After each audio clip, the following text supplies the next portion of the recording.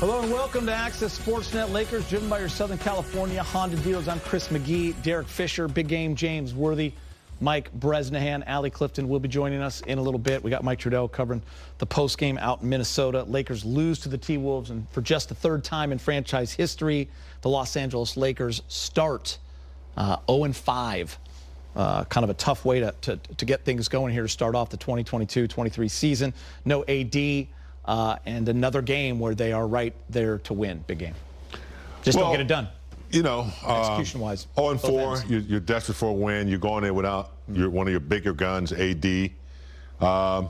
Still played fairly well. You know, it was a winnable game, in my opinion. I mean, the one thing that cost them was the 25 points that they gave up off the turnovers. 22 turnovers, not being able to, take advantage of the moments when they were down maybe 2 or 3, or maybe had a lead 2 or 3 points, and not being able to execute by turning it over just cost them, big time. I thought, from a team point of view, they played fairly well. The bench came in and scored and held up and sustained, but turnovers and, the inability to make stops, too, down. Gobert is a big problem in the paint. That was the game to me, the turnovers mostly. Yeah, I mean, if you're turning the basketball over, which we touched on at halftime, I think 11 at the half, 11 more in the second half, it's just a recipe for disaster. And I don't know, what the stats will show in NBA history on the road. If you turn the ball over 20-plus times, your winning percentage is probably going to be pretty low. Yeah. Some of that, though, is like great offensive efficiency comes from a level of continuity and connection as a team, which is difficult to have continuity when one of your best players is out. Different starting lineups. Russ coming in off the bench. Troy Brown Jr. being in the lineup. Dennis Schroeder's out. All of these things that it makes it impossible really for the team to develop the continuity, connection, so that some of those turnovers that come from just understanding where each other is going to be, how you like to receive the basketball, who can catch what passes, those are difficult things early in the season with new guys. With all of those things being said, it's the NBA, and you still have to figure out a way to win. There have been a number of games that they could have won so far, and just continue to come up short. But they can't give up on who they are and where they're trying to go. Guys, I'm going to predict what Darvin Ham is going to say in a few minutes. I like the effort. I like the enthusiasm. As D-Fish, as you indicated, a lot of moving parts in this Laker lineup. Russ off the bench, I thought was interesting. He didn't shoot real well, probably had a few too many turnovers, but I have a feeling he's going to start coming off the bench for a while now, because there was just enough there to see the old Russ kind of being that blurry figure, scrambling up and down the court.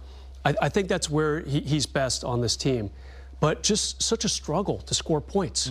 Mm-hmm. They're dead last in the NBA at 102.3 points a game. What they scored tonight, 102. So just kind of a little bit of the same movie with some different characters in it tonight. I like the effort. If I'm the Lakers, they're finally shooting threes better. Guys, they got over 30% for the first time this season, but just couldn't quite get enough points against a solid Minnesota team. Yeah, I've said this before, too, guys. You don't want to be dead last in this, especially when it's a negative stat, 3-point percentage, overall points. And then we talked about the 0-5 start and how many times that's happened in franchise history. You'll see right here, it's only the third time that it's ever happened. So this is, unfamiliar territory. It happened in 57-58. They started 0-7. In 2014-15, they started 0-5. In 2015-16, they started 0-4. So we've seen over the last 8-9 seasons, there have been some difficult times. Three-point shooting has been a big one.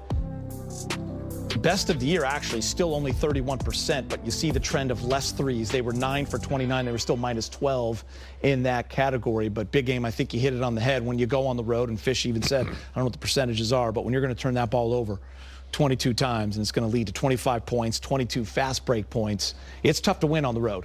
Yeah. Because they did a lot of good things also. Yeah, but anywhere, home or away, but particularly on the road, when you're giving the crowd and the home team energy and momentum, it's hard to recapture those moments. But yeah, I mean, this is a team that, like Brad said, the inability to score and take care of the basketball is, that's an ingredient that's going to make your cake taste a little nasty. You know what I mean? So, they just, for a while there in the second quarter, the ball was moving. LeBron was out of the game, had some new faces in there. It was moving pretty good. They were getting some opportunities, but, not being able to take care of the basketball and, like we said, not being able to execute to get buckets when you need them in those last 3 minutes when the game was still there for a win. Just, not there tonight. Yeah, I kind of wanted to lead you to this, Fish, because I think when you lose these kinds of games and you're 0-5 and you're looking at last few possessions or you're looking at, moments in the game, as James just talked about, the spotlight is on that. I had written this down when we were watching the game. It was 83-80 with just under 10 minutes to play, and the Lakers got themselves back in that game, and they were playing well, and there was an up and down pace going on, and there were 3 opportunities for the Lakers. Yep. A couple missed layups, a couple of missed threes. T-Wolves end up hitting the 3. It goes to 86-80. James, we call timeout. Lakers come out, miss a 3, Fish, and then it's another bucket. Now it's 88-80. And I know that's just a short minute 30, Fish, but it just kind of symbolizes where they are this year. Yeah, it really does. The margin for error is really small early in this season. When you are struggling to score the basketball, if you miss an opportunity to score at the rim or a pass gets bobbled and it just throws off the timing,